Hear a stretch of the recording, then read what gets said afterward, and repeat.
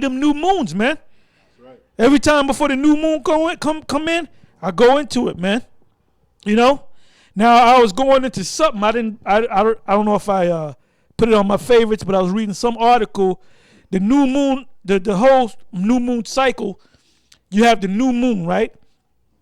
And then you have the new moon has nothing to do. The new moon is a Sabbath, but the new moon Sabbath has nothing to do with the rest of the Sabbaths. But the new moon, that's when you base your new Sabbath on, right? So now you got 4 Sabbaths basically, which is a 28-day cycle. After that 28-day cycle, then you have the new moon coming in. So that's why when you compare it to the Gregorian calendar, you see that it goes off. Sometimes, like this dude, Tazadakba, what's his name? The guy we saw was a Hamite. Yeah, Tazajoke, whatever. When I put the calendar together, a couple of months later, he called me out, tried to make me look bad. I don't know if he tried to make me look bad, but he said, well, wait a minute, you made the new calendar, and there's 2 new moons in the same month. So I said, yeah, because you got in Esau's calendar, or the Gregorian calendar, you have 31 days. So of course you're gonna have 2 months, 2 moons in 1 month, because you're thinking this man's calendar. You got to go out this man's calendar, man. So when you deal with that whole cycle, then you understand there's 4 Sabbaths, 28 days.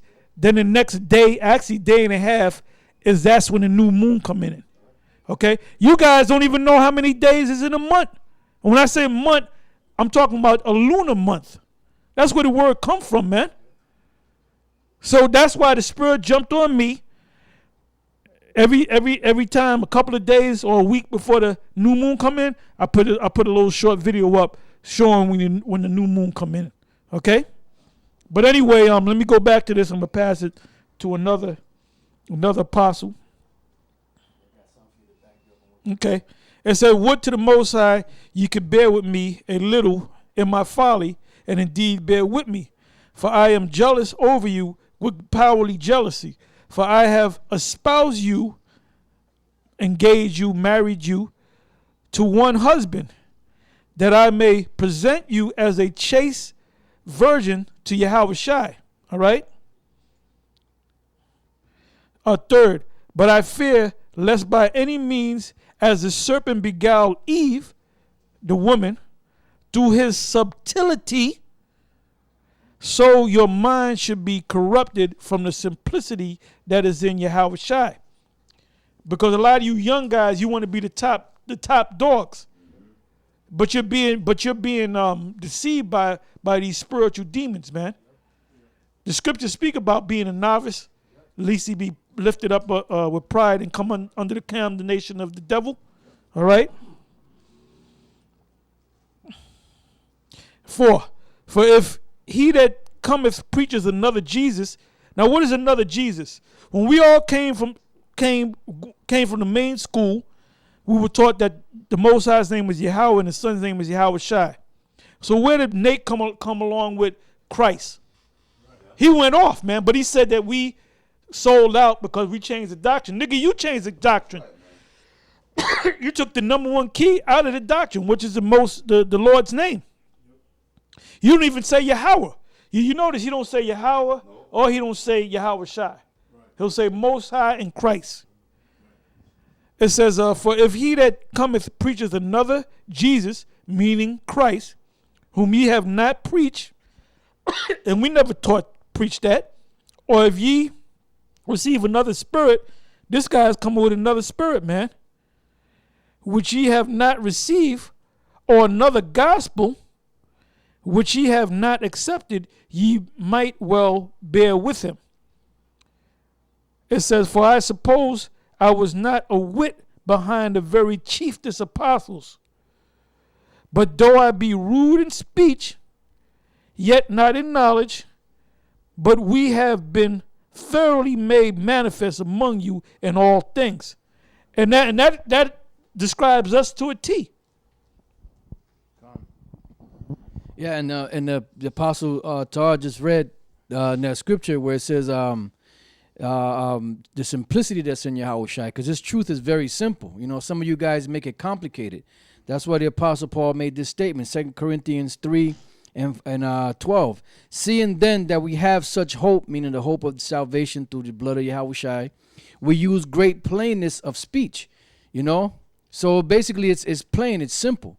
That's why most people don't want to accept it, because it's too easy, you know. But that's how the Most High made it. You know, he made this world, they want you to complicate everything.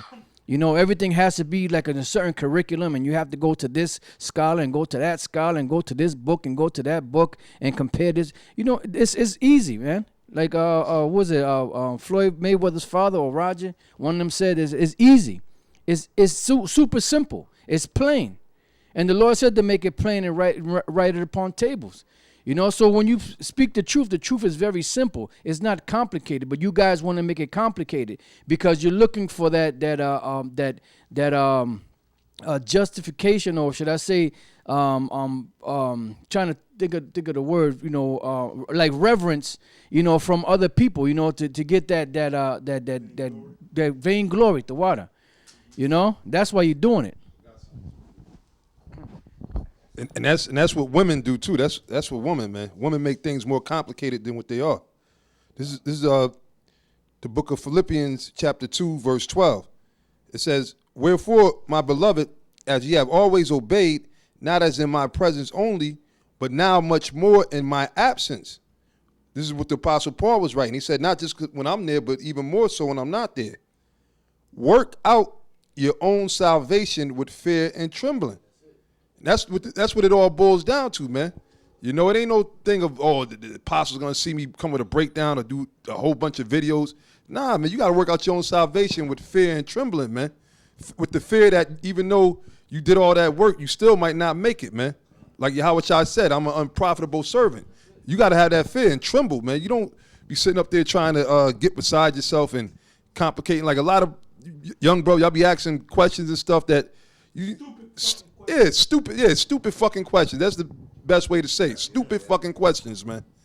You know, and we in the end, man. We ain't got no time for all that stupidness, man. Stupid shit, man. And that's why pretty much, man, hey, I'm gonna curse you the fuck out. You ask me some stupid shit, man. You know, because, man, we ain't got no time for that, man. All this stuff going on, all these prophecies and everything that's taking place. You know, you see down in South Carolina right now. Okay, come. Out there in South Carolina, they're in martial law right now, man. That's something to be spoken of, man. The floods, over 500 something roads were shut down, man. The Most High ran through there with judgment, man. Because that's the time we ain't in the time of fucking simplicity, man. You know? Hey, since you said that, I'm getting right to you. Hey, this is an article that somebody sent to me. This particular brother. His name is not important at this time, but he sent me a lot of stuff.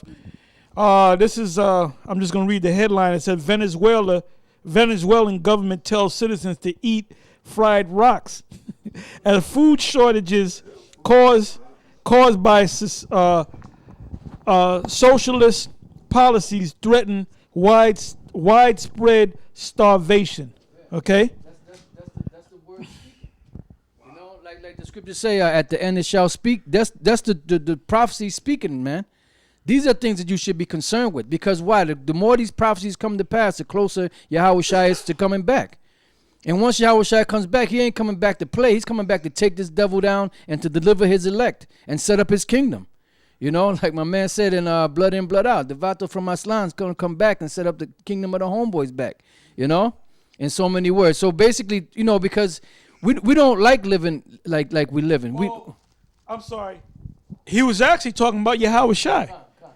Because when Yahweh Shai left the apostles, he went to the other side of the world, and he taught them Gadites and them different tribes that he's coming back. You know, what was his name in the movie? Not Kukulkan Khan. Quetzalcoatl is supposed to be Yahweh Shai. Órale, mijo. This is Quetzalcoatl, the great Aztec poet king. He ruled the kingdom of Aztlán. That was from Mexico all the way up here to Califas. Sexy mamazota. Pay attention, pelao. I'm gonna teach you all about Aztlán, because this vato's coming back someday to reclaim the Raza's kingdom. Gotcha? That's right. You know, and they and all the tribes on this side of the world have a similar story to that. That's right. You know how you had the feathered serpent that came over here and told them that one day the Lord is going to come back and redeem them. You know, but he didn't give them a certain time. He just told them that he was going to bring them back to the Father.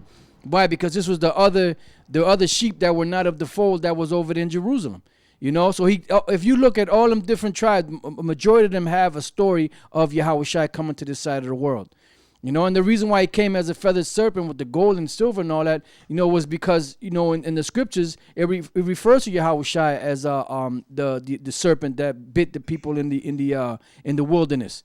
You know, that's said. Just as Moses lifted up the serpent in the wilderness, you know, Yahushua is going to be lifted up to basically redeem the elect at this time back to the Father.